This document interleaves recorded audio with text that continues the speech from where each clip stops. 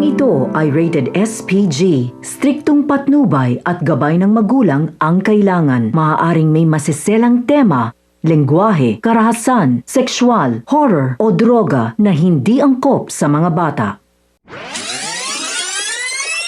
Kapamilya, welcome back. At narito ang mga dapat nating abangan sa FPJ's Batang Quiapo. Nangyayari na ang matagal na sinasabi ni Tanggol patungkol kay Rigor. Dahil sinabi niya noon pa na hindi ito titigil hanggat hindi nakukuha ang kanyang nanay Tess. Kaya naman nakatikim ng sermon itong si Martes mula kay Tanggol. Gulong-gulo naman ang isipan ni Martes dahil hindi niya alam kung ano ang kanyang gagawin. Kaya muling sinabi ni Tanggol na umalis na ito sa mansyon para na rin sa kaligtasan nito at ayaw niyang madami ito sa alitan ni Rigor at Ramon. Dito patuloy pa rin na nagmamakaawa si Martes na ayaw niyang bumalik kay Rigor kailanman. Sa kabilang banda, nalaman naman ni Jackie ang nangyaring raid sa pier at kalat na kalat sa balita na may kinalaman ang mga gerero sa isang iligal na droga. Nagliyab naman sa galit si Miguelito at hindi niya matanggap na nadugisan ang kanilang mga pangalan.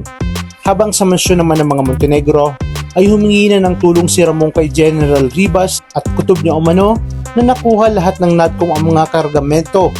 Kinakailangan daw na maibalik ang mga ito sa lalong madaling panahon dahil kung hindi ay malaki ang mawawala sa kanila at pati na rin ang pinakamalaking supplier nila na si Mr. Con. Habang bilib naman ang isa sa mga bagong tauhan ni Divina sa husay ni Tanggol at ang grupo nito dahil hindi niya lubos akalain na magagawa ng mga ito ang plano kung saan haharangin ang napakaraming kargamento. Iminungkahin naman ni Mayor Berto sa kanyang papa na patuloy na ang pakikipag-alyansa sa mga Montenegro dahil paniguradong ilalaglag sila ng mga ito.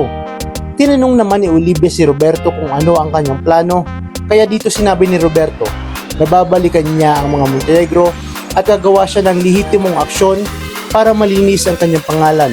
Sa pagbalik ni Tanggol sa mansyon ay humingi naman siya ng tawad sa kanyang kapalpakan at nangako sa kanyang amang si Ramon at lolong si Don Julio na babawi siya sa lahat ng kanyang kapalpakan na nagawa, kung saan nga walang kaalam-alam ang mag-amang Ramon at Don Julio na si Tanggol lang pala ang nag-double cross sa kanila.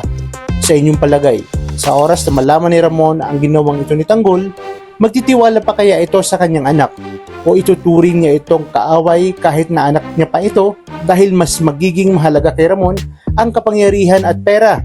Kaya naman tutok lang dahil marami pa tayong dapat abangan dito lang sa FPJ's Batang Quiapo.